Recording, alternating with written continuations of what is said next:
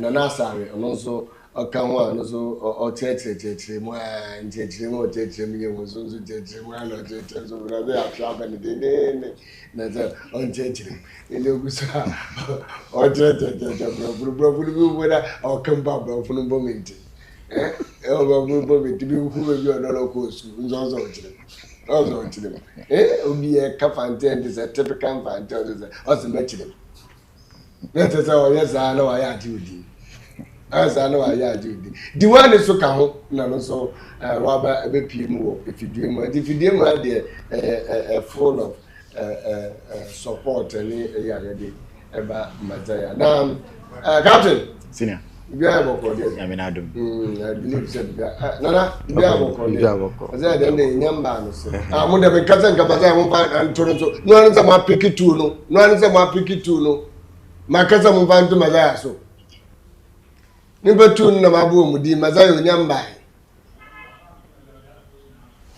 enzi medwa meyeza mu ya mu hwe mama boni din na mu bantoros me mo ni dia mama bantoros enzi captain so bibia eboko Nyame na adom rasa bibia eboko okay wo ba ha che no credit jumani doso on the basis of Jumani doso so I will need ya men shada nim meze jumani de doso nanu ya na efre ejisu bae na jisu no de media man ko bi wo say your ho ansa wo bae ba man ko bi wo bae bi say na me kira wo say jumani doso na wo so hu so na me kira wo bi nti efre ejisu bae na kakra wo fie so ye tutu ano abaya maye unjenzu obaya maye obaya maye obaya maye obaya maye obaya maye sikasemia obaya maye waresemia obaya maye obaya maye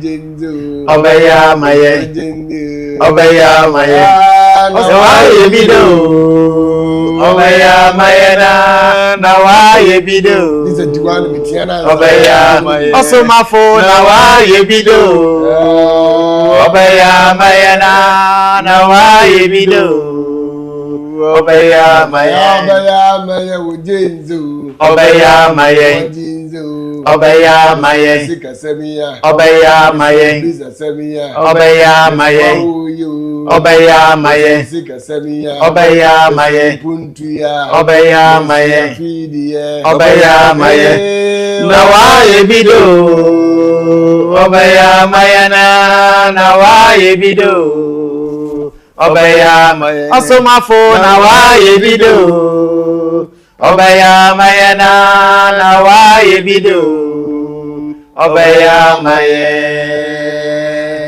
etese mazaya waye bida nti obaye amaye ampa obaya maye me wato mazaya oba ya nyum kan na me yefi oh no yefi de ni fi abonte ba odu hwan ba ya rasi you Elijah ya rasi you Ona wa be Elijah na wa be kana furu treno na wa be misiria sinyinara retreno na wa be fetino ashan komo na wa be Elijah na wa be ya rasi you Elijah ya rasi you ya rasi you Elijah ya rasi you na wa be Elijah na wa be ya Rabbi aboso Nyame oyo no kwarefo aboso Nyame oyo no kwarefo abose yene wurano oyo no kwarifa ya Rabbi ya Rabbi ya Rabbi ya Rabbi aboso Nyame oyo no kwarifa aboso Nyame oyo no kwarifa aboze yine wurano oyo no kwarifa ya Rabbi ya Rabbi ya Rabbi ya Rabbi ya Rabbi aboso Nyame oyo no kwarifa aboso Nyame oyo no kwarifa aboze yine wurano oyo no kwarifa akaman ye Onam yarabi yarinko jemuwo atemuwada akamanyi Onam yarabi yarinko jemuwo atemuwada ya Rabbi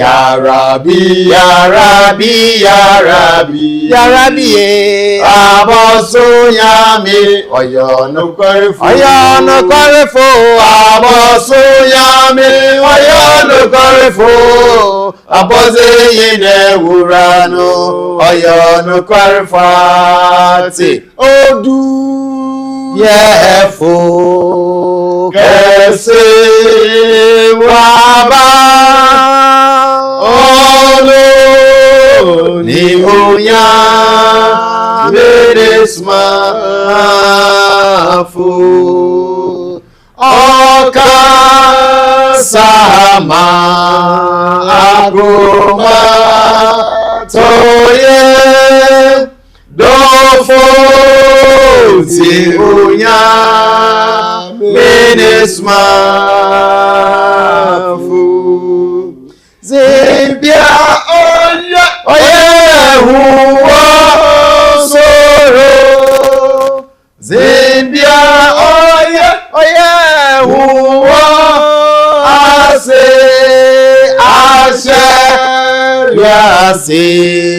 yina rama dofo ti onya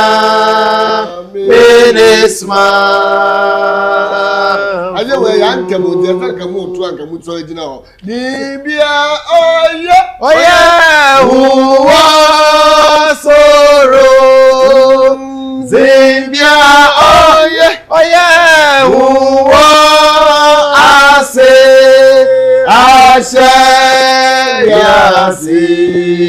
yina rama dofo ti onya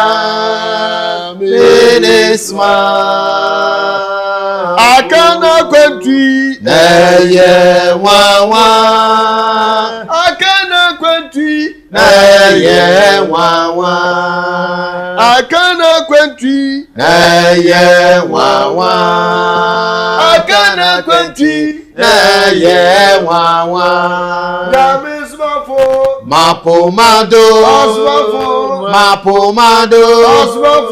mapomado zeyekan kudrahine Nyame Somafo mapomado zeyekan kudrahine Elijah kasa so gbeyin kasa na ohwe ya mo acheje wani biye me na ya me na meto enu me na meto aye wani na bi kaso okunyene kaso ozambaribe kaso ahurabi na bakane ya so yerite wo edom kuyin kaso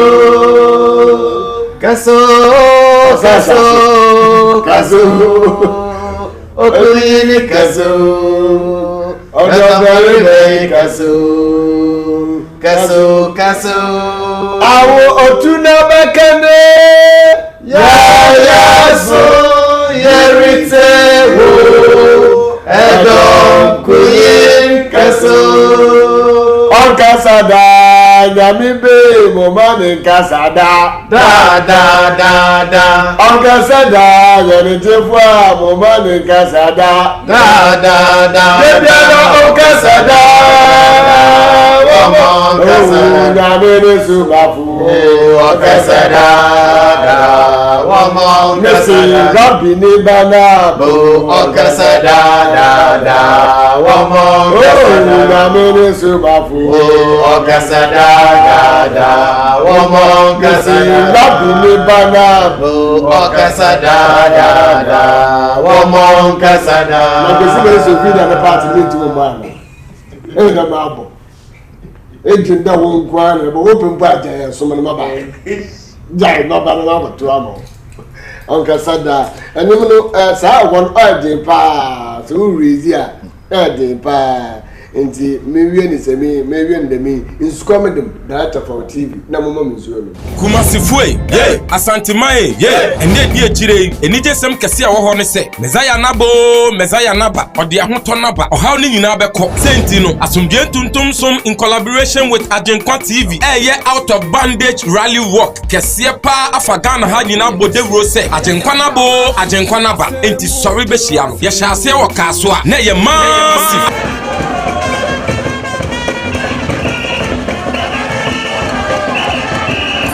Yeduru Kumasi Asante Mem. Saturday, 5th October 2024. You best start out of bandage rally walk every Apreport Junction and not past 6 a.m. Ediekosi Kumasi Cultural Center. Afeka Ihuse. Jumedie Imuno every on the 3rd. Kopim on the 8th October 2024. Yankupon Somafo na Ghana Health Service Kolebu a doctor for Amana Bodin Krata be said the faith healer. Gidia Yaresafo. Gidia na Ohao no ko.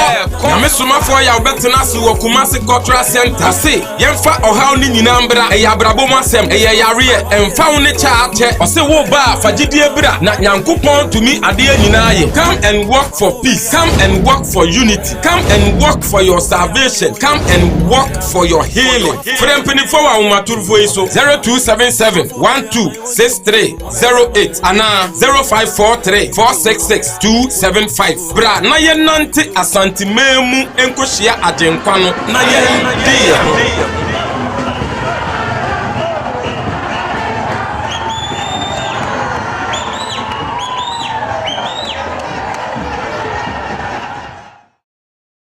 ose empremiensa na shafama me afihia no mu Exodus 23:14 wehunu April die wehunu August die. Are you ready for the last one? December. Eye meni jese wose me se yenko eradi fi. Amanfue. Rabbi Ojibia afashe ne mre na so. Yenina ye babe bom abotwi akọ ekunfi otom. Ekunfi mantem. Ehona ende die chire wodi erade fie bepo no atim ata embepo netifi na wose wobema so asene nkuko nyina na amayamai nyina besane yo aba ho ewo oman ganem enti tumirika beje ho na imdefo enson jumedi aye bedi no edebia ne emumfaso ewo ho ye hye afashe yase 26 December 2024 je kosi 2nd January 2025 ededi kan no yawada eye bonifache ye betena konkron bia no ho ewia no miensa akaka Nyankopon na enumbre 9 o'clock yakwa akutwa konkron bia no ho ape bonifache efiada eya ayaresa memenenda eya abawo osiada eya abrabo ebekoyie ejuada eye tumidie ebinada eye mpuntu ena wukuada eye nkunumiti enti tumirika beje ho na watworo won sem no mu se ofie we nchechire ye no ebeye kese asinkane de no na eha na wobema asomdwe egatu asomdwe ntuntum som ewo ekunfi otom mfimfi mantem frɛ Nyame Somafo yaw ewo ahomaturufo iso 0277 126308 ana 0547692297 programming nyina bekoso live ewo Agenkwa TV ene radio Agenkwa Ghana ewo YouTube ene Facebook amanfoe asɛm dɛ daba ɛne sɛn abrɛni nyinaa sɛ nyankopɔn man no ɛkɔ ahohiahia mu a tumfo nyankopɔn soma no somafoɔ ma ne bɛgye ɔmo ɔyɛ bi wɔ Moses abrɛ so ɔyɛ bi wɔ Yesu abrɛ so ɔyɛ bi wɔ kɔmhyɛni Muhammad nyankopɔn asomdwe nka no abrɛ so ɛndɛ di akyire yi ɔyɛ ne wɔ Elijah nyame somafoɔ yaw abrɛ so Ghana yɛ nyankopɔn ne man te sɛ Israel ne Arabia na sɛdeɛ ɔde ɔsom nhoma ne kɔnkɔnbea kɔma Israel ne Arabia no ɛduru ɔman a ɛtɔ so mmiɛnsa Assyria Ghana so sɛnti no nyame somafoɔ yaw Elijah Malachi 4:5 de ɔsom kɛseɛ nokware som no ɛka adasama ɛbom meyi hu firim ekristofoɔ nkremofoɔ nananom tidie bi a wo mu no sɛ wo pa ahotɔ asomdie apɔmuden onyinkyɛ yeyɛ ne mpuntu na dankwa ma uwu a aheman no wakomu bidie a mekamfo nyame somafoɔ yaw ne asomdie ntontom som nkambom dema nyame somafoɔ yaw se sɛ wo ba nyankopɔn fie a wɔne fakyɛ ayaresa abawoɔ yeyɛ tumidie mpuntu nkunumdie na bɛyɛ wo de a bebide na edi adanseɛ sɛ papa yi ɔma nkuto ɔma kawa ɔma nkyene no akwankyerɛ ne mpaebɔ dede esane sɛ nyankopɔn ente nea nipa de ne nsa ayem sɛ ɔde ne nsa no too so a Luke 4:40 ɔse esunsumfi na ebetutu efiri mu ma wenya wayaresa ne wabrabɔ yie menyo tinyefoɔ te sɛ Thomas na mmom bɛgyidi te sɛ Peter na bedi akyire te sɛ Barnabas na weni bɛgye te sɛ Zacchaeus asomdie ntontom som wɔ mfimfini mantam Central Region ekumfi otom na ɛsan wɔ Ghana afana ha nyinaa ɛne amanɔne frɛ nyame somafoɔ yɛ wɔ ahomatorofo yi so 0543 466 275 anaa 0277 126308 Kumasifue, yeah, Asantimae, yeah, and then dear Chile, and it is some Cassia or Honese, Messiah Nabo, Messiah Naba, or the Ahotonaba, or how Ninabeko, Sentino, Asumgentum Sum in collaboration with Agenkwa TV, a year out of bandage rally walk, Cassia Pa, Afagana Hadinabo de Rose, Agenkwanabo, Agenkwanaba, and sorry Beshiano, Yashase or Kaswa, Nay, massive.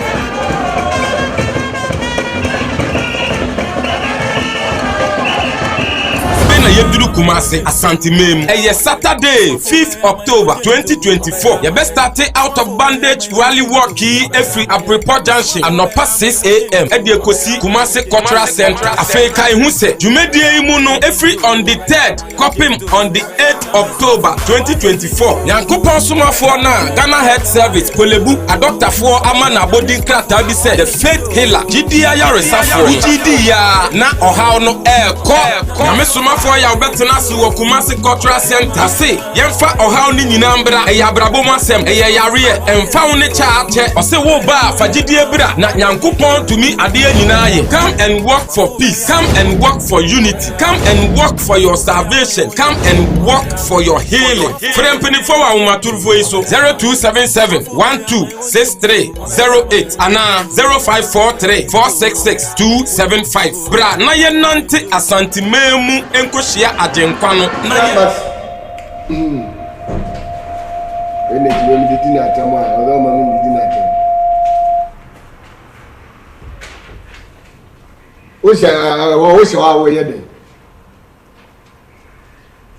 o sha masai aba back bi na asia me dem na makatro na marefu Messiah atinase na Messiah atinase ne de na tese and then faith healer one cry no ye faith healer na and me hu certificate bi cry so ewo menim ha na nya agora de ze ne ye ba no mu ya ma me ya me sheda ndi kan chance na me sheda ndi kan chance Ministry of Health Traditional Medicine Practice Council Certificate of Registration. This is to certify that name has been registered as a traditional healer practitioner in accordance with the Traditional Medicine Practice Act 2000, the Act 575, with the right, privilege, and honest thereto appertaining them. Okay, type of practice,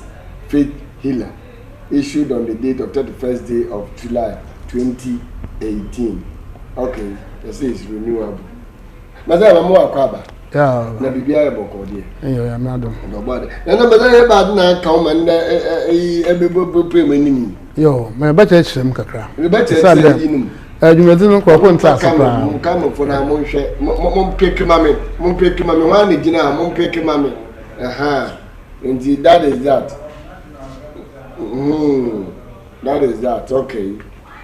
But that's Ghana point say medicine na sukra. What one task cry? The medicine the one sass. So the minimum din on ha. Ye ma ko school ewie once. Nda kra chepunya we mo hwe. Faith healer. Ayo. Nti o hira mbache chirem. Ma ko potsa. What asa abobo ho. So the me ye ne hu ma ma dem. E we bia popi wo Ghana ha. Asofo Herbalist center. Yeah. Doctors and in support her. Madam for her. Na assembly saying there. Other than Mukopina was saying. Herbal for TV down some working for the channel of Simabia. Yeah. Many people were gonna head me. Assembly of Mayani. And they do be a more crab by apartments in Bar. Tomaho. There. Obinchen Agent. Then see. No way do you put you gonna have doctor for you was in, herbal for you was in, madam for a shop and the supply for what I was I. You pass a young man or the upper bone. Say your name, you upper. No, but I don't look off in our then you put we're gonna head me. And I met him, a papa. Since that, herbal for her, doctor for her, madam for her, a complaint a shop for her. No can pay with them, or black, why you with them? Now, it's massive myself. Okay, before then, no, but chess are we no. Are you a practitioner? Are you a oh, well, you baby, what the pressure. The job of the Mokashawara, no watch them there, mother, you pay here. I'm sure I could. Anyway, I feel very yes, I feel very and last year, Mr. Secretary Bano, what's it? Why is she with Cape Coast? Practitioner, if we are, why is she with her? And son was somewhere in the be added to do. The what problem? I probably share. Why, yeah, one problem. No, I don't want from my house will be so. And so, from my Mr. Costi, we are say, will be added better. No, from my, if I say will be some. Manda have mene bibia muke soya muke soya shi boje muke tenku muke sare muke tafa da bera na mene sayaren madamansa ne so be a herbalist ana a doctor ana impo so or shop na or be some day so where you went to from do you know okay I want to know say if that is the case ana tier there then what is the purpose of this purpose purpose is that I would make camp sa aban wa ya brother so yehu eyade invisible you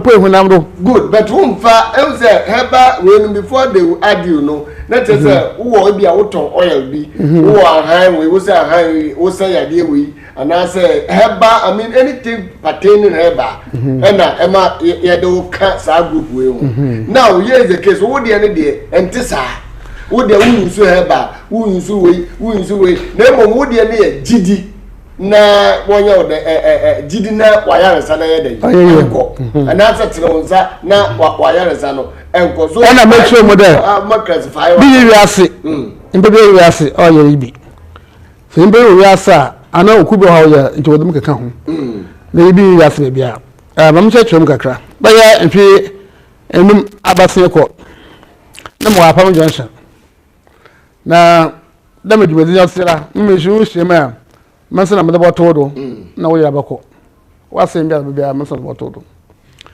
na eya be ba 10 o'clock wo ho na cars ebien principal car ko na mpefo bi san wo doctors obes ho na be office one asma wo be ayi dem obi a report mo there me mejadom go ayepo go mo ho edom onom nso obowu nso opin kran na ho abe awan bo su da mesima mezi na akwaso bia mo border gas na me dem yehuna wiase ada do ba na ba kurumpo yewa abase ya na oto na abase na okita ba de ehun na maka che wodem ansam na mabe sam me yima no ha na mo na no yin awode na mo me akwa dem ho mo ba pam yo hwe me sidan ka sokoro ona yere pun na oba oho na be ewu dem no ho ankasa wo ho dwun ho dem si ekoto obi a oda ho a apia no wa asasa otumi tuna kakra na folder order nchen no fi korebu wakati korebu a mfipi wentuma anso da ntere wo boda sase okay yehu interbetin folder wo ho na korebu rebi seta kwade what hospital there apia kwante hospital kwakwa yimpo ho no obi an folder da nchen obi ayi ho a oda ho a chere oyere na oba wonyina fi hospitals wo bai then na kasa yere ya na osme ebo ho okay wonyina okati ho wakati na hospital katina na yin na wo ba ho na fi yakwa office wo obuso no yeden ena yimpa meje wo da ba wati oba so wo yen bo hu ayefa wo ho mma ho edrum onom na WhatsApp obra ho ankasa obotibia yimpa wata ho ankasa okorebu ho wanta po wo gwore pande wo ye edu wo ye bia obayen anyeye na miya wota chechiro ho ma na hwan na omom demokrate wo se ba ne wono mma sakrata nti ma wo waro da ma so ma register ba we be ho a wo register oye yoku be wo Ghana ha mpo wiase po also about me problem now me bisa we nya say you about this one gasa it way inye nipa onyoma bia ye bia ye ntase bibia ye na ye say ye do kaku ho na ye do kaku na wala gasa ni honanom na betina ase oh I mean na liko teacher no ha say what sat maka actually ko what doctors mpanyimfo pa wo be maka actually wo pay sa mama nkwan mo wura ko de bu ho a the week in papi ba sa po wa ko maka actually pay the gba me ye nja hu po no wo da mo hwe chire kwan the say sera mo he na jifu kuma su ji wa pram be 2 years so pa onsa to ayere pon do akeke ndo so boto na won no manga so won hwe ho don pi ba sa po wa ko fi maka ji korebu fu mpanyimfo da mma nkwa mba korebu ho a me mba ye ibe de ma so fo bo mpa ye oba ye we dabi ndo so boto ayere pon ya wo don kokoko na ma mbo we weekend impi ba ko fi ya maka cha ho nzase ndo maka cha emi me bo amain e bo amain na kasa no huna hu huni Practitioner nan chasen obi a osayira onkite bi okay for document in the so mama na the Ministry of Health Traditional Medicine Practice Council yeah that is a document baba the document in any we Ghana coat of arm and the boss it means that abia bosilemuka and so they gave you faith healer yes now what is the association oh there be number chora 7 years association one year bibi he yaso wa ya odum ko man kan wa asem bi emre bi baya mfie bia basen ko na asope olumba obu olumba Nigeria madam womba bi otom na wanka so wabai obia wose obaye nhemi wa akra ekehiem won not hard na asma odo bia ende yes domina listen atese be yes be da odo yes nyame so ya bi da e mo hoda be yes nti wo pere set we hu sense na huma afra ye pi na so aho abe yes nti wan wo sembo otom odo ka tabra wo pin no se yenko yakwan yakoto nkremofo wo panyimfo ho la mi nko pu odumo mbo fra nko po ho na Practitioner na yi nko pu hona mu Christian fo asopo so bai asopo anga so bai na watu nsapo wo nyina wo na wo ye lucky ehun masa nko wo se maka no kwa na chiro lucky wo ye nda wo de mkoto e chiri kura emle mudzi e chiri kura wo de mudzi kan ya ni wa po be ran kan asem bio sana wo hwehwe topic in the denti ne bi asije mo soma ye pi ne bi asaye dem okay no so fa bakanazi no ya bakanazi ne nke bako bakanazi no ya bakanazi ne bi odondon mo so ya mo soma ye bi ase yakopɔ no som onye bi ase nse bi asaye dem no na oya asam ko woni na guwa no ya wo ho Oh, okay. No, you know, they had the Omoti. Obi that say good. Say we are quite clear TV. Obi that say. I'm video no, and then I watch a water now would be church and I also talk what right. Sir, that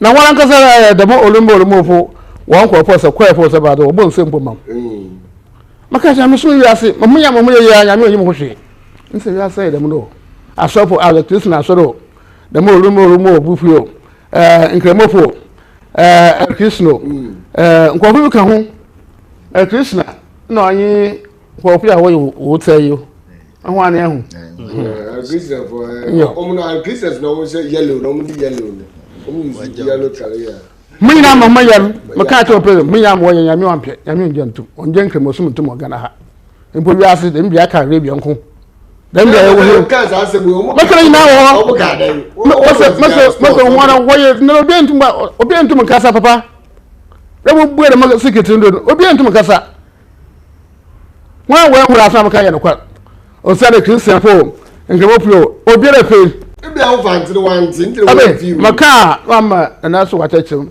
brofo amaso bo nsem mamra ase asa maka wo bo nsem mamra e ma Christian fo hun kono wa ma wi asa ase kwa o se na mu de bia mu de yankopon atam na why de zin ba nse de yankopon atam am cha maka eja woso wo de ho nso na wo ka ka cha yankopon ne de ho nso ha inde na atam kuna che wa adwene afim wono wa adwene ye de amu nse uno wa adwene oya bi wo yamna asemu wa kan so wo yim ho hwe Tomato mu yim so bo nsem bo ho nti dam na ose me dwuma o difference in do wo wiase biara me ya asore bia ye ho abotumu wa ya da me ye nti pet here no bi wiase na ya me na so apa wo wiase no wo be ye okay na makan Yesu ana obe ye kasapa akwenu obi amaye bi okay mama wa afi wa ba ta wo main topic na gaza na question as to dentina Masama yede na nkrofo asofo was yer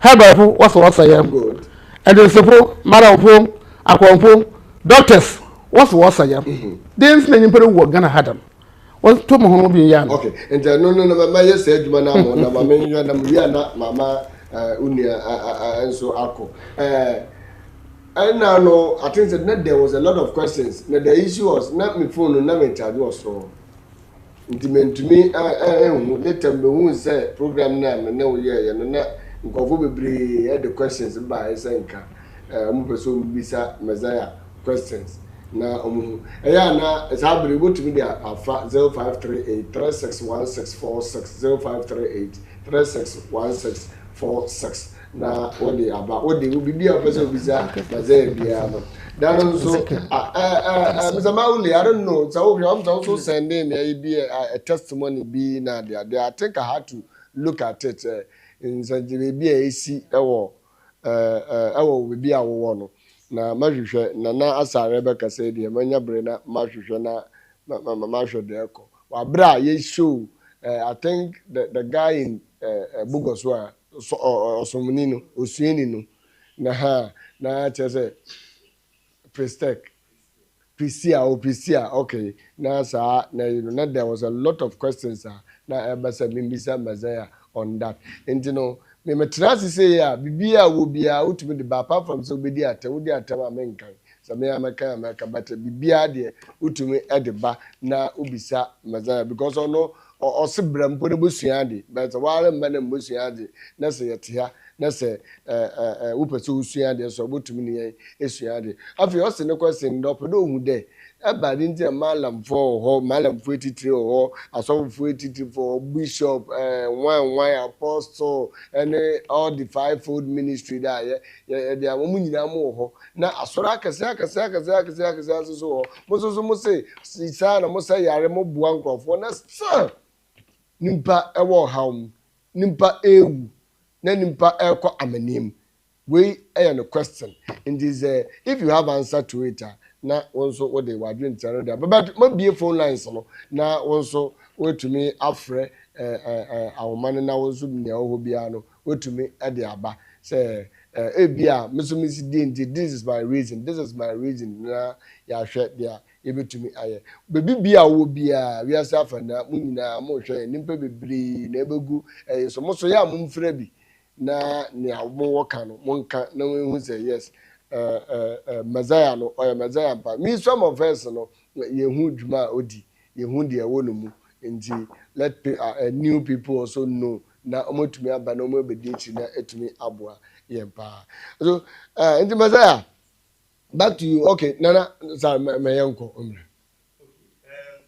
As you have said, there was a display of certificate on the table of which you happen to see it, and you ask that this certificate that is showing and of which you read the details on the certificate, but the practice or the act of practicing is what they term to be the faith healer. It is by this that you ask His Holiness Nyame Somafo that he is associated to the Traditional Herbal Association. So how come? It is by this that His Holiness Nyame Somafo answered and said that what he is doing, the work he is doing on earth now, there is nowhere the people on this earth can place him. Whosoever is on earth now, he doesn't have equals on earth. So there is nowhere they can place him rather than to say he is a faith healer who belongs to the traditional practitioner or herbal practitioning area. His Holiness Nyame Somafo said this association, it is not his rank, but yet there is nowhere to place him. It doesn't fit in any of these areas. That is why they put him there. It is by this that the host, Nana Diyi, then questioned him that, yes, he can testify that he has no match on earth. The work he is doing is very extraordinary. It doesn't happen on any part of the earth here. So how come he is given this certificate? And even if he goes to the association, what is he going to say there? Is he going to be a teacher there, or what is he going to say? His Holiness Nyame Somafo has said that, yes, as he's saying, this work he's doing is never happened on earth before. That it is only the messengers of God who have come onto the earth and have done that. Yet in this our modern world, His Holiness Nyame Somafo has said there is no one in any part of the earth who is doing that in this modern time. And that when you are sick, whatever problem that you have and you come to him, he is to lay hand on you, and whatever you are going through, you get solutions to it. He said all happened in this way, that at the time he was at a Palm Junction practicing what the Most High God have sent him to come and do, and that sick people are coming to him, he's laying hand on them and they are gaining their healing. It is by this that some people went to report him. So he was in the house one day, and then he saw two vehicles coming, one loaded with some men, you don't know what they do, other is also filled with policemen. And when they came, their issue is that those who dress in an ordinary attire are doctors. And then the policemen are following them because they knew that the way his name is flying, the way his name is on the viral, they know that he may have some bodyguards, and that is the reason they have brought police people. And that they have heard that he is camping sick people without administering drug for them, without giving them any medicine. And so he's camping them and that they will die. That is the reason the doctors and the police people have come to inspect his place. He said, okay, when they said this to him, he told them that the question that they've asked him, the answers are in the rooms. So he took them to where he is keeping the sick people. So when they got there, they saw that all the sick people there are holding folders, which means that they are coming from bigger hospitals in Ghana. Some are coming from the Kolebu Teaching Hospital, some are coming from Interbetin, some are coming from a hospital in around Takrady. That all of them have stayed in the hospital for many months, many years. Some have stayed longer period in the hospital, but yet could not be able to move. And when they came to him, in no time, they are able to wake up, to walk, and then move their bodies a little bit. So this is what the doctors then chanced upon when they came to him.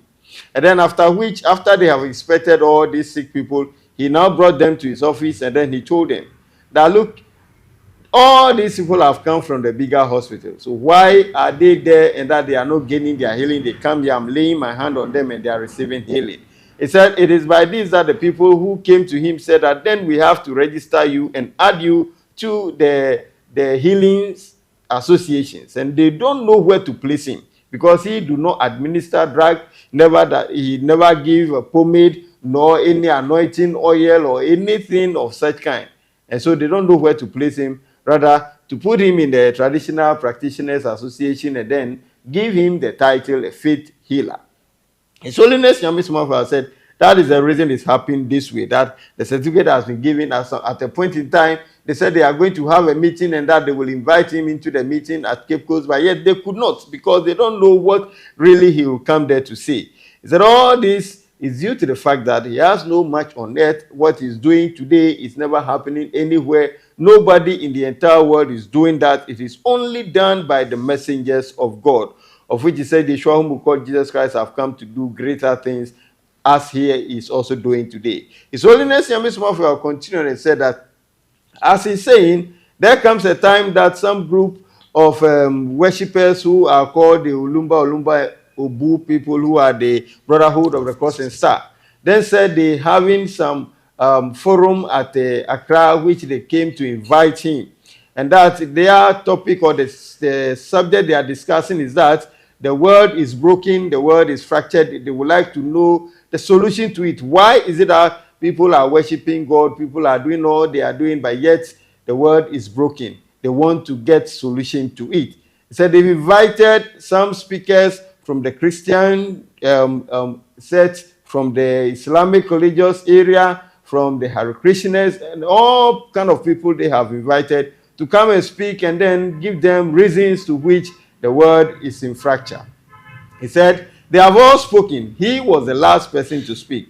And then he revealed to them at the forum, at the seminar, that yes, all that they are discussing is good, but the reason to the problem the world is going through is that nobody is worshiping God. He said God through religion is not on earth.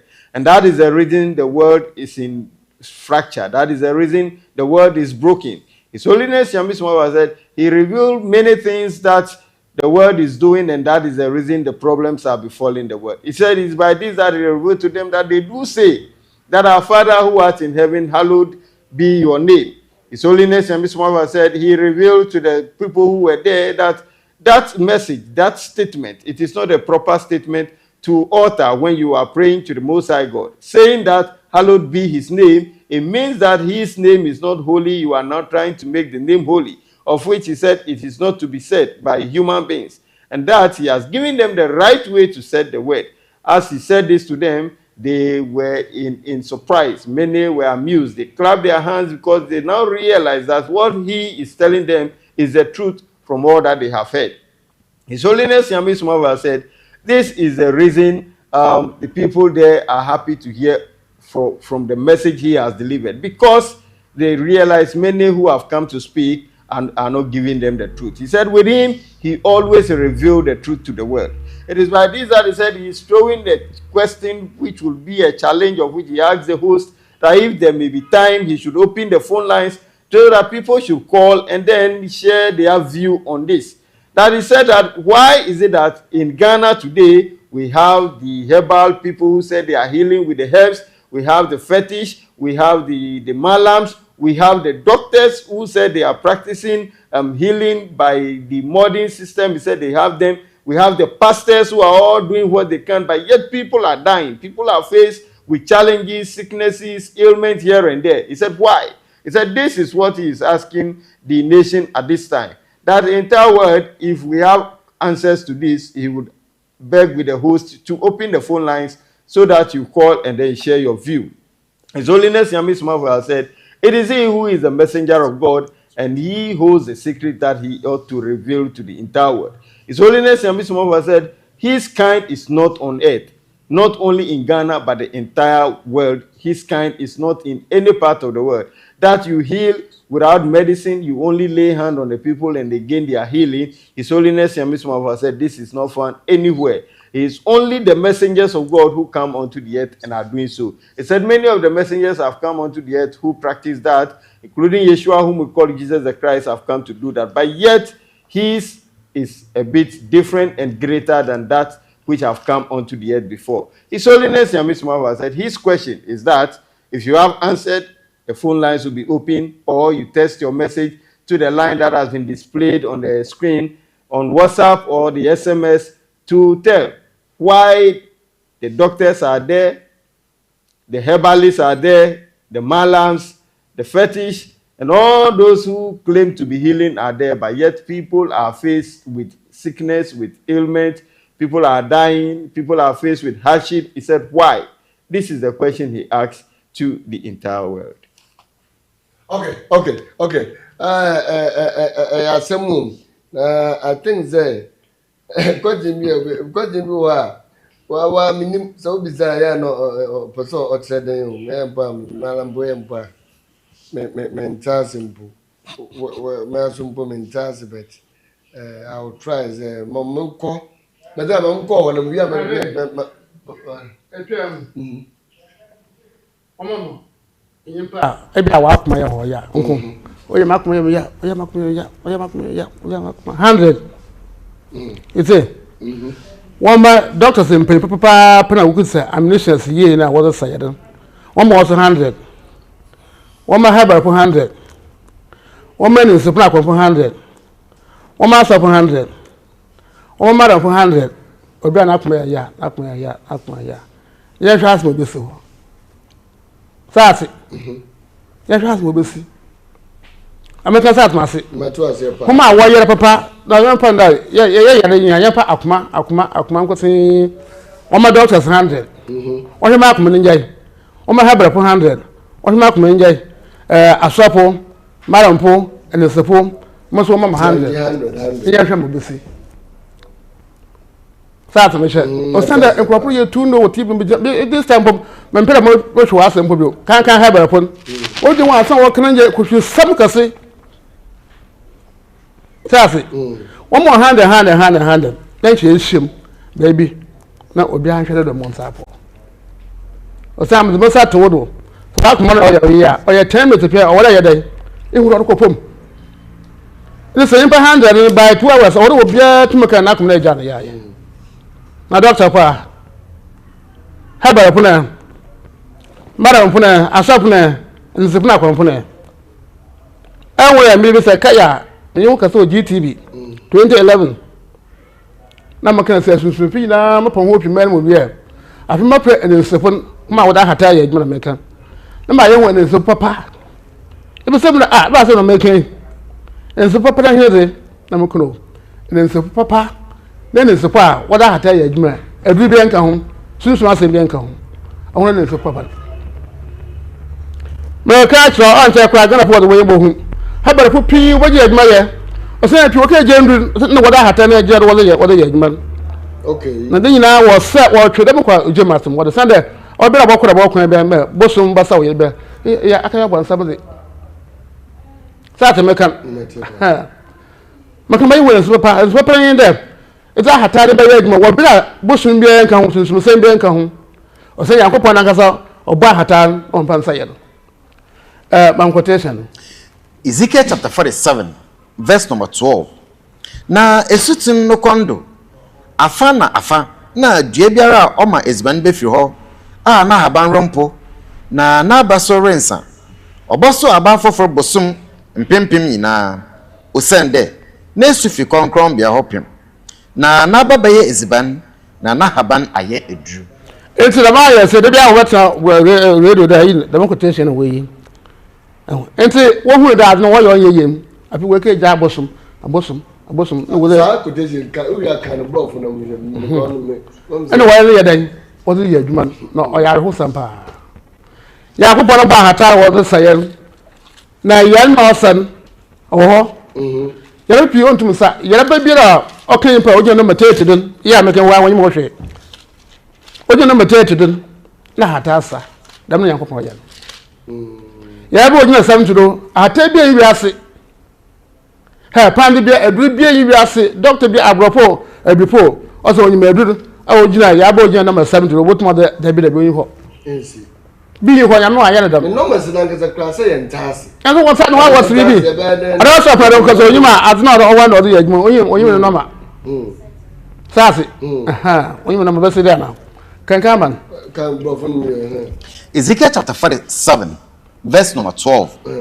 along the bank of the river on this side and that will grow all kinds of trees used for food.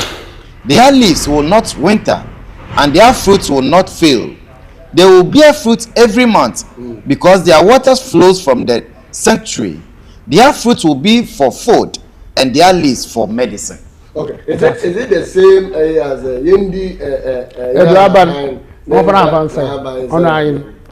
I have a quotation. Yeah. No, you're there, and you put it with me. If you have a where the question. I went to some of last one what I there. I don't know what was I. Then you put it work and had them. Okay. The plan better secret in some way. Okay. And one the count of because the faith healer, how? We should just believe you. We should just believe him, and we get money. If that's the case, then we don't have problem in Ghana. I don't believe that he should prove it. Okay, Messiah is Jesus Christ. That's all. Let me imply that. Outside class, you cry. I'm such a cry. Hey. We are entering a new world. Seriously, I have not seen him before. Yeah, boss. I think best like something like that. So Y3, B3, SO, A8, U3. It is your best so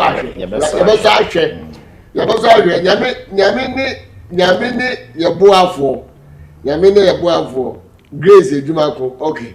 Also no who be sad na we there well about action. Da ye pam. Won no hu ya. And no you say have me baby. Okay. What is he saying? And why are you also there? And what are you saying? And why are you also there? And people are dying. Okay, I didn't know. I didn't know also war. Then you are like a crabby. Sassy.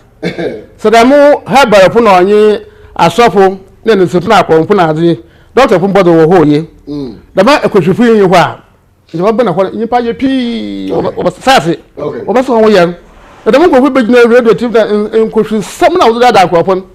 Or being put on not to me, I went for your back. No, see, I mean the man.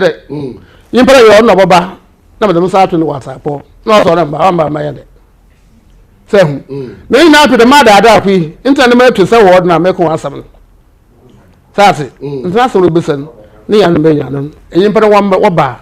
No matter what, but another yard out of wood to be. Hey, Benny will go to Mrs. Sarah. Benny, now one put in Yasso. Ah, why are you back a saka. Oba, Masada Minnesota, my passion come home. Menyashi, Mr. Yes, I didn't come away. Obin police, yes, still here, Obin Barry, not my Yanis, and ya, from Central, I don't cut on a crack. Never be John Walker of Mr. J. I don't know. Me, I don't hear his voice, his voice, somebody may explain. Somebody is explaining which of the voices in the world. I can't answer. Brofuna. I cry, I can't answer. Until I'm so brother, I shall end it. Now, what to nature for money? Yeah, you are the book. I want to answer. And say, tree cassa, and say, Brofoso. Now, it's a memory of it. You don't deserve to be. I'll see the Marqua. It's our country. What's my cap answer? And that's what I come for. Many are on see you by it. Oh no, I'm doing it. I'll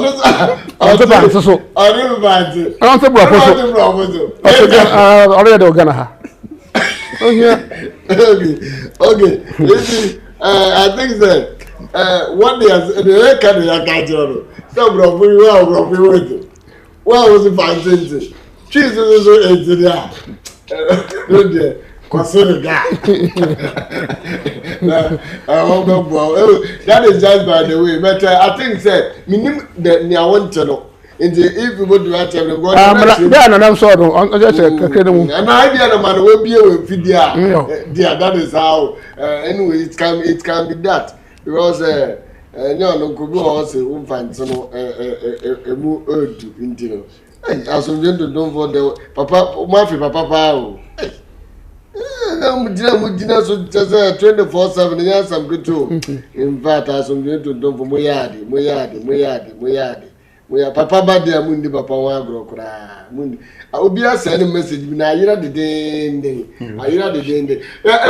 Tell papa can and tell be phone. But my papa number and farm. Open Nyame Somafo Yawoh the number the Messiah ono aso ye Ɔkrɔnkrɔnyi Nyame Somafo Yawoh ɔse ne din no ba fa Ɔkrɔnkrɔnyi ni di kan sense obi a no hote onye obi oyɛ lalasura obi odi ntro nye obi enne me wa ha akire me wa ha da bi one ɔka no kra nti ɔse din no wo bɔ kra na ɔpɛ ye edwuma ma wa fa Ɔkrɔnkrɔnyi Nyame Somafo Yawoh but din like that.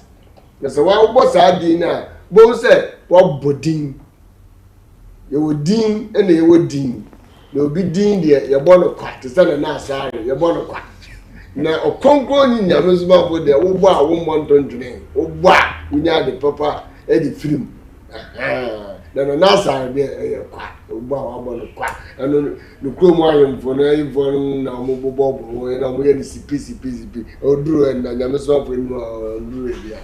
Nyame Somafo number is 0547 692 297 0547 692 297 and 0277 126308 0277 126308 and no Nyame Somafo Yawoh the number ubotumi afrɛ no na ono abafa call no na oni wedi nkomo kama ono ose this a wamba na even who abroche krampo na so yarimpo na oil fo keke osande ono bebi a mframa endu no oka ne yaresa no endu ho.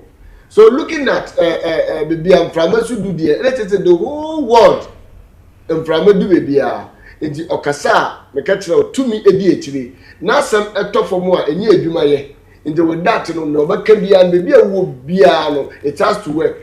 Say we tin a pile, say we even a yaw, say we pay Jumaye, a dear Nacoso or Brabo. Just mention the name Nyame Somafo Yawoh Ɔkrɔnkrɔnyi.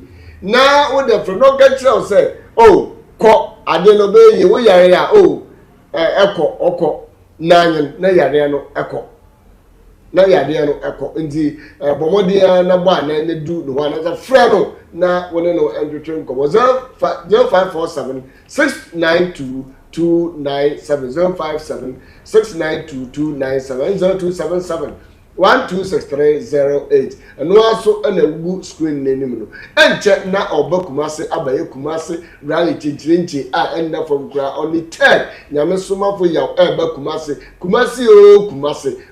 for Nyame Somafo Ɔkrɔnkrɔnyi kumase for Nyame Somafo Ɔkrɔnkrɔnyi Yawoh ono na your friend is saying Oba na oba me nyina ya bɔ anan na ɔno adi enim otu ani etiem otu ani wetiem edu bebi na so wabra na wayira edu bebi na so wabra na wayira na afi yenya to aso osan so ɔno no onye nipa you will see him said no one else to say but ɔno onye nipa sa nti bia bi to me see ɛwɔ the life the me catch no plane say kumase grali no ya ne nyina na ejibra owi obatena se ahwe mu a mo nsama gimu akɔhyɛ mpunkyem wo a wo fiefo yawo wo a tumi bi hawo na ade ne amen no so die ne boyanto ne amen no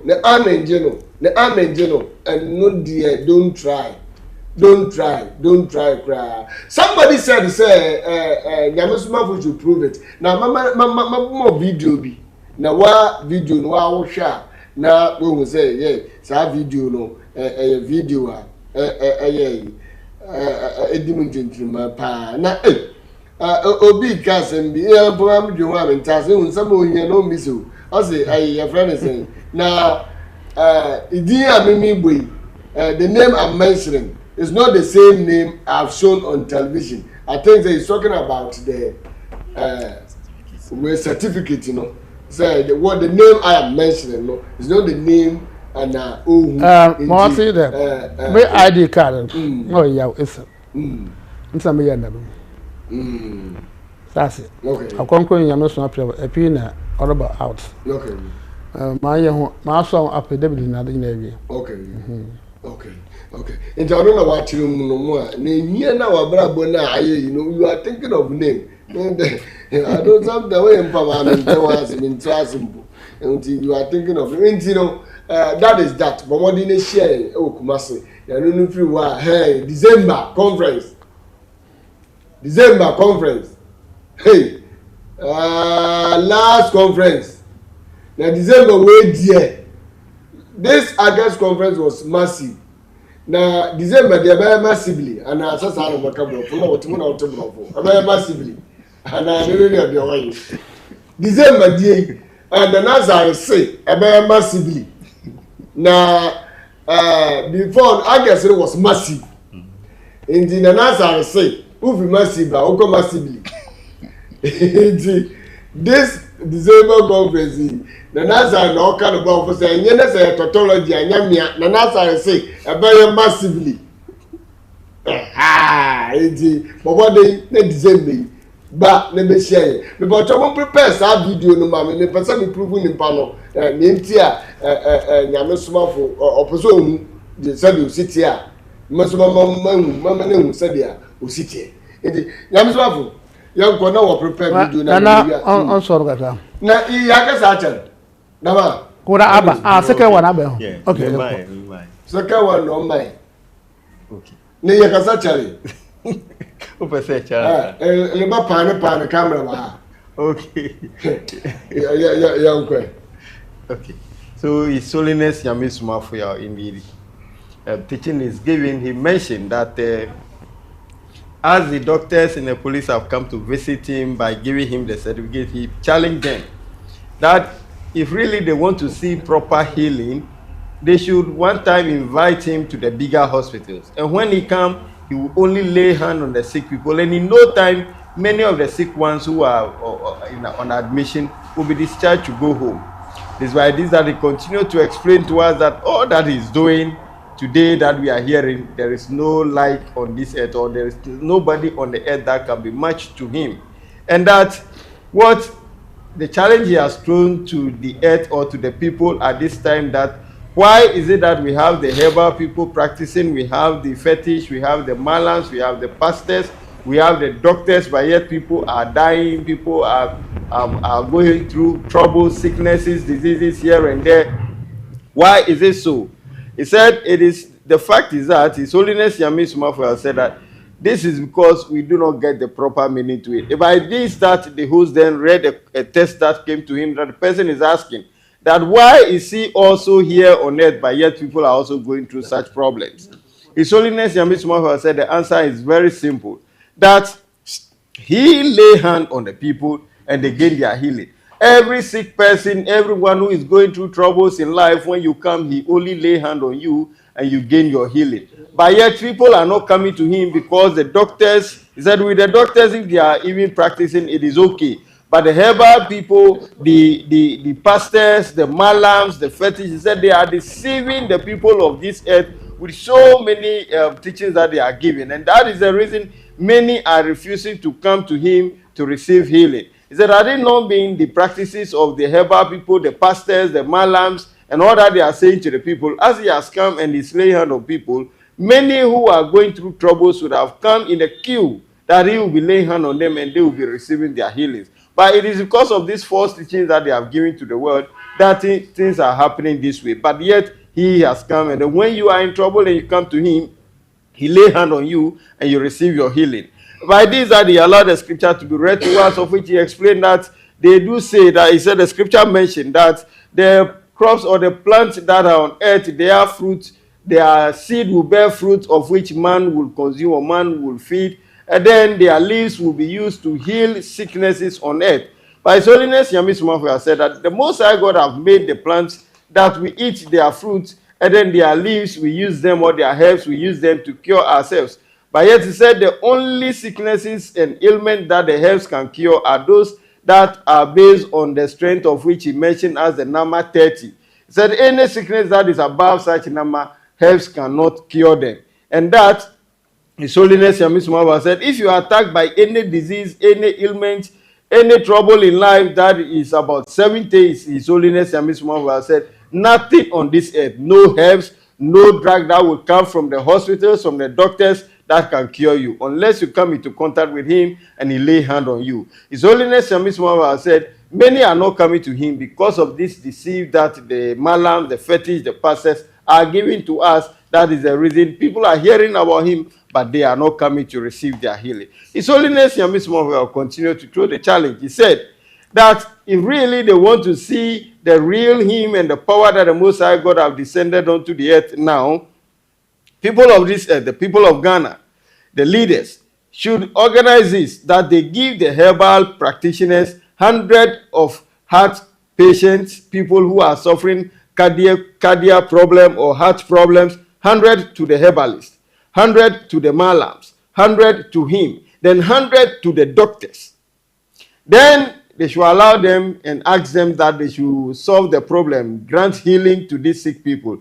His Holiness Nyame Somafo said, if he lay hands on the sick ones, in about 10 minutes, the person will receive healing. So the 100 that comes to him, he will lay hand on them and he will ask them to sit down for a while, and in no time they will see them receiving healing. So that they observe what will happen to the sick ones that have been given to the doctors, the malams, the fetish, and then this will testify that yes, what he is saying is really the truth. His Holiness Nyame Somafo said that that is the form that he does his healing. And so if today he is telling the world, he is putting this challenge, that the leaders give the herbal people 100 of sick people who are suffering from heart problem, give the health practitioners who are doctors 100, as he said, and then give them the task and see who will give healing or will grant healing. His Holiness Nyame Somafo then said, as he's speaking now in the studio here, if somebody should barge in, somebody should enter and say that he is sick, the only thing he will do is to lay hand on the person and ask him to sit for a while. And in no time, the person will come back with testimony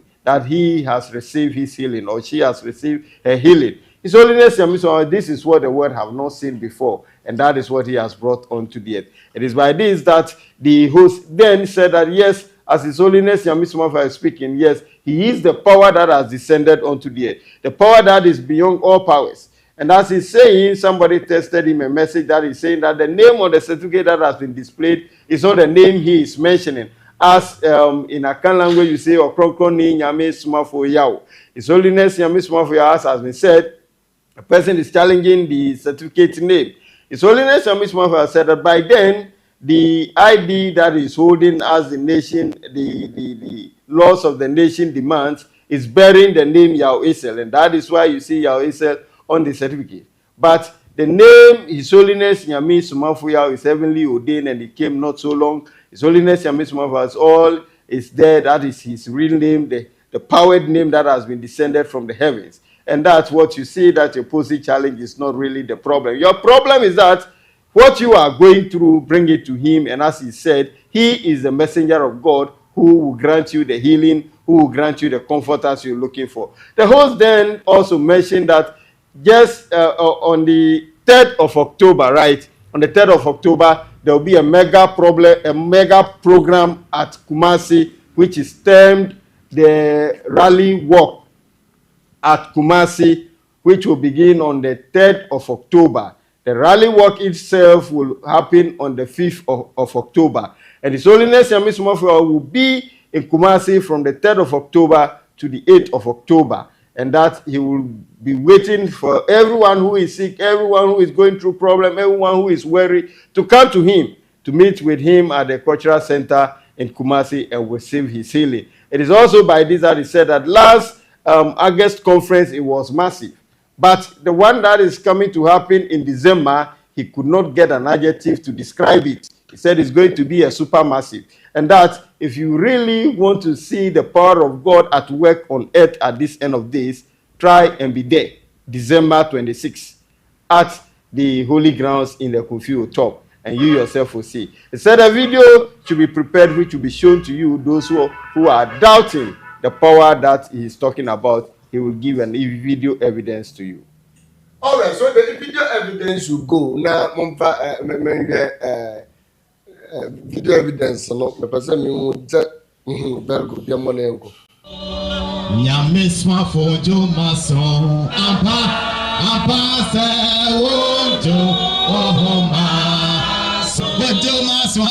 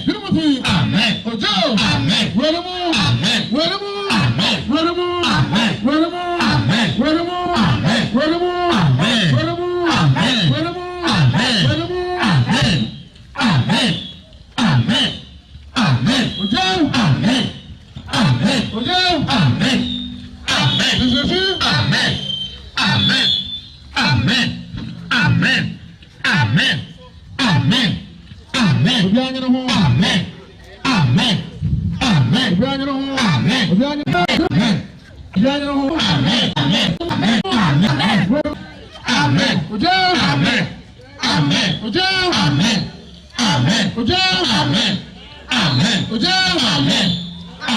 Amen. Amen. Amen. Amen.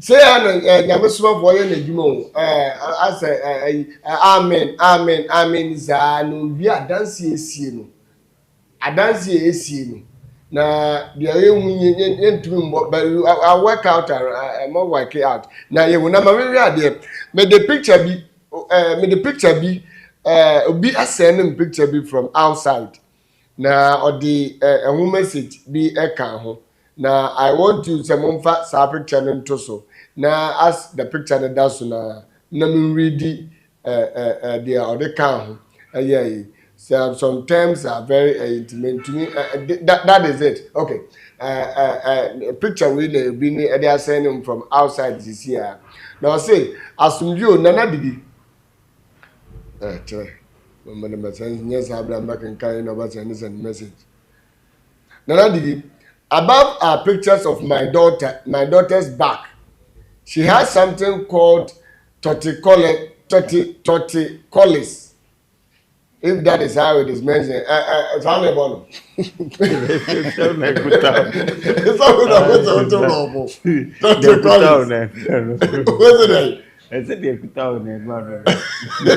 torticollis. Okay, it's how they born. Aye. So na what to go for? So soon Torticollis.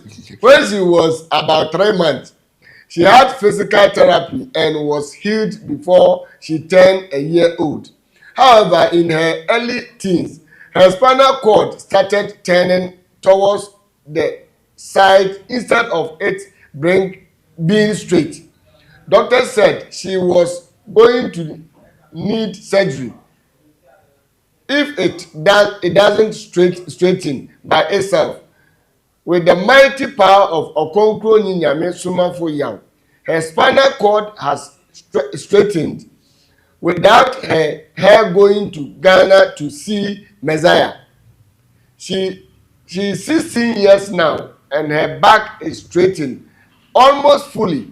Just a little arc left on the bottom of the middle part left, but Messiah that too. But Messiah that when tautology, me kind of mabong. So when I watch it, but Messiah too that too Messiah too will heal. Okay, that one too Messiah will heal. That so people should stop doubting. Put just a me kind of mabong. I'm just said that me kind of. People should stop doubting. And people to stop doubting by saying putting him to, I don't get it, to put him to test in faith. I'm a nurse myself, and this is surely a miracle, the faith healer. Okay, so we see on one guy's on your neck or a nurse. Now the bay the coin idea that way or your nurse into on one way on one bano and you'll be back on one bano. Nti ne kɔn no na akyea na ɔsaso nya nana say totolo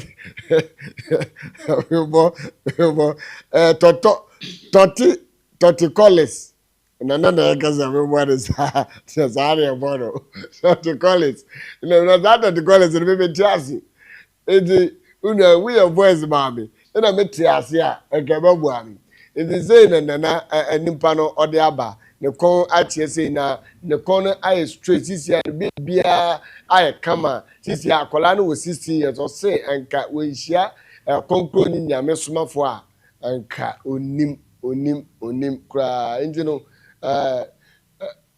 okay nti that is how SCT abi what's the video na ababa me share sa video na now if people are doubting. You see, I don't want people to doubt. Man, you're doubting Thomas.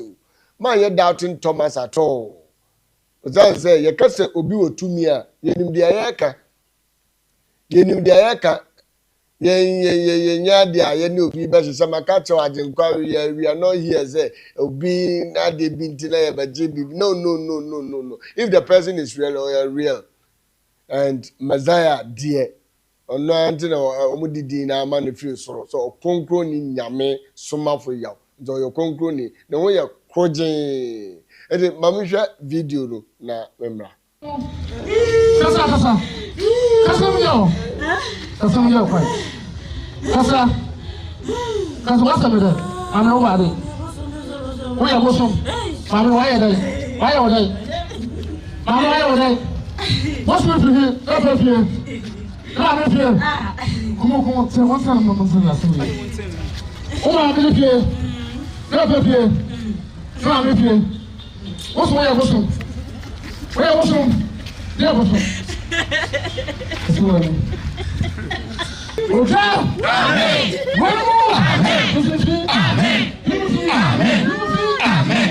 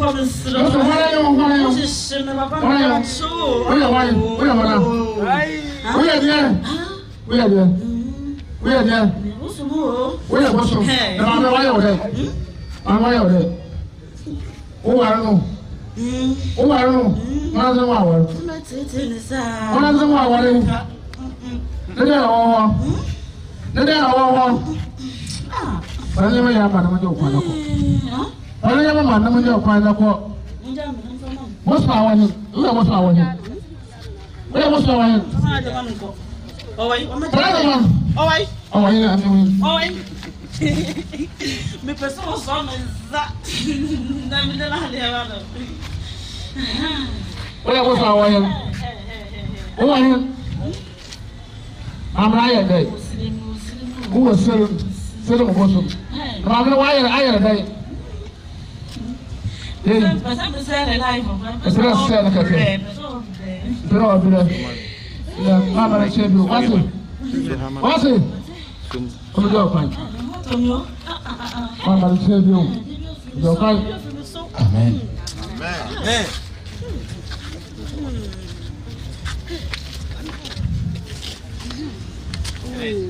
Mapenda wote mwamini. Bwana ni kana wewe mudi.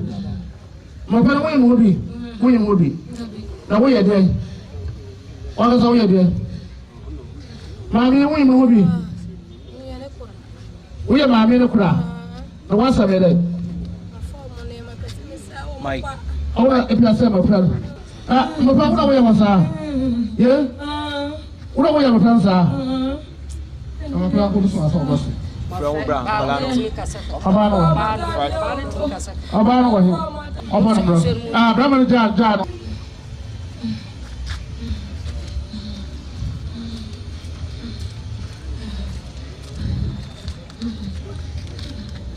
Wa bana ko ho. O ma me. So ma me no obi a ne kura ho. Awani. Awasalam. Oh, pada mo wala no. Waso ba o da so wala baba. Tama. Mami. Dala wala ya friends. Ni baba ya mami pesa besane mami ya marina. Efra se mo play. Why you dey make why you dey? Mami no me ya me keke. Mami no we we. And the boy is so mo you no say be dey ma ko. Asi. O ma mi no ho. Afi woni mo no.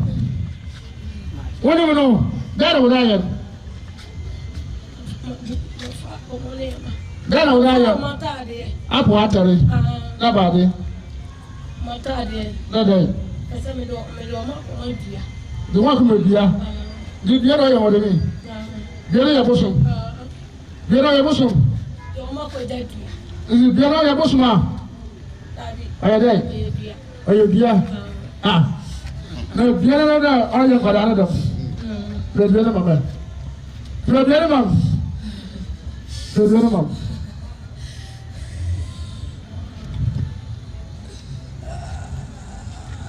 What can we have actually?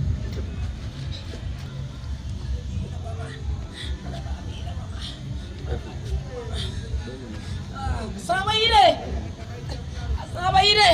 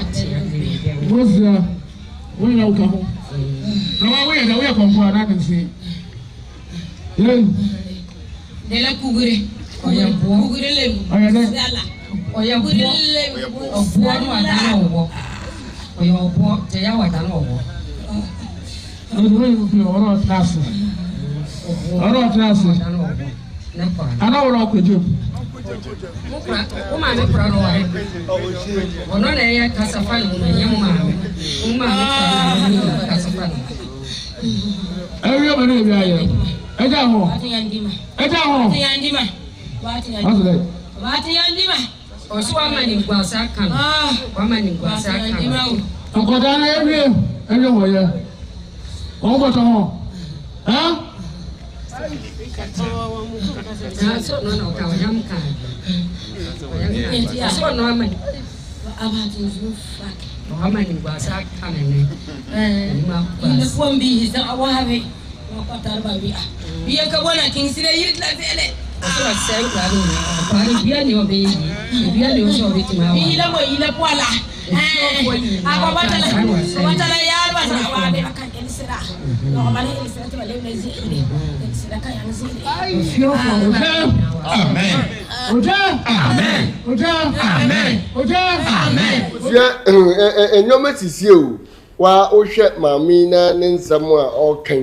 Na say the issue we are you are trying to tell me say your friend is saying you still doubt it. You doubt what? And then I would doubt it. And you what? And you because your dad are watching, so and your problem and your phone so. And Juma Mazaya and Abrusu, Miss Kumasi on the 3rd day there, 3 to 8, about the neighbor too. Me say we be a mo yare for ni fibia na say 2 minutes we be no mo manamra so we 2 minutes o we dia o de brother ba challenge but make sure say we banza na me maba say mazaya no onu am face na ye mahe ye face o de no de ya bo mo dia bra na mazaya ye na eduma unza baba I wanted that bosom see my bino do Kumasi.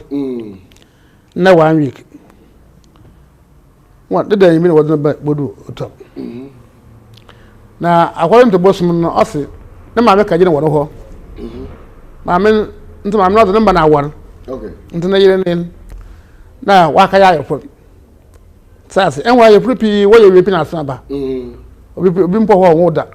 Nina aja mi usem sana ha asa Pentecost apuna wada be pi mi mu kuna tan bosuma mpi esini ni aba na asamo the bosuma na abada or badge na yeren efi man ho wa ye did mi wada ba na mi da asam na sam prokura who dey asam no sunsun abe obo yenti ne pray na mara yesunsun asem bi sa ba na bosuma na da wa so Odini for bosom no. Opo no kwesi osi. Bosom ne din ne. Odini for VIP anaza odini for. There be what be na what tikale mo do o mu awanye nam na ho hura na wo so but o wa ye di hu. O na find ma. Okay. Sana wa kan tan wo na be ya Somafo no so wa ja atum. Nso wo ba na wa ye bibia. No wo do wo wie na wo bo wa me na wie. Na mo kan chen de apem fana samba. Ho na adna bai.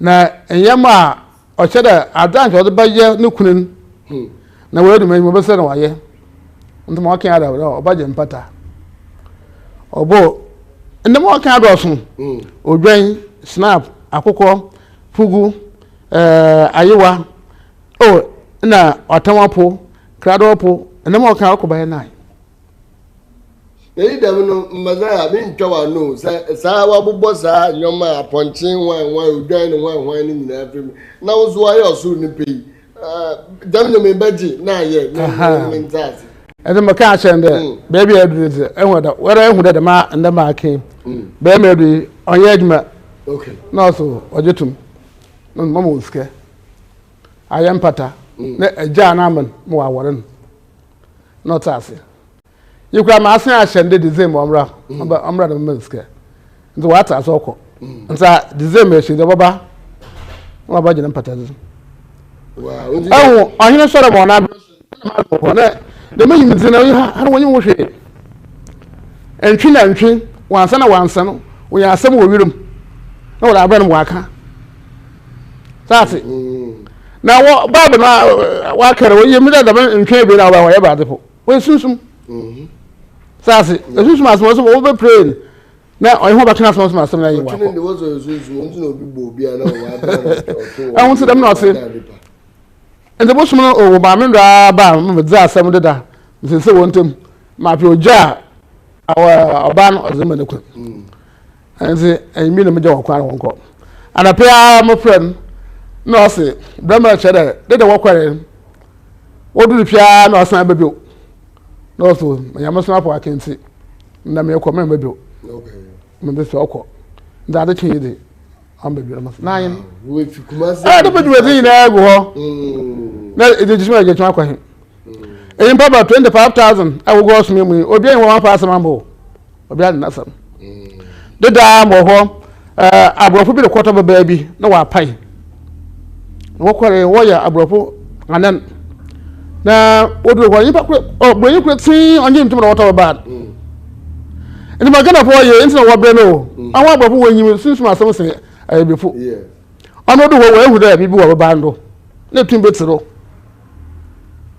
nti wo kan ya na afia block wo san akwa bi no ho na wo san abebio nti won samba na yimpa na from na mo so tun betiro baro do e de mutu wato ba na bweni wo huma osu me nso so de won peda wo ban sasa oye meduma so yotum bana da mu tunu fi wo bokeno to kwashe koto jem manu to ya boko okojem message mediasi esunso ma tunwa ko jem in millions ya thousand bi sasa ma wan ya kra mutu ko jem dalet o say dem be sasa moda John the Baptist kind o say asem moda Elijah na obo esusu ko jem ono wo bu aten o ba bu ni mo kan won tase zumbe esunso pi metu agujem so ya papa da na ma man bibi na we je adran ile we je adran mo sasa o ile mi o so pe chain na ma ka che impro ko chain mra na mpa man obi wa a ayo pe chain another ope ekọ kura mo fon aya no ye mpa bo kura dem ope ma kasan e ka pe we je nti impra mpo amba mpo kasa ono ope inaza na ho nko pro won se we mo hwe ka asem bia wo je chimi inaza na ho ono tumun ada ope nin maka pe na we je abrofo no so boyin na wo ho so bohu na ide we pisu so wa boto ban na se gele hana ma se na de hu chima yiwa na bere o to ban na impro yeska nche onye abobon. Okay, back to sir we na minute so no minute so no I say the call say enye no kon kwa na na achia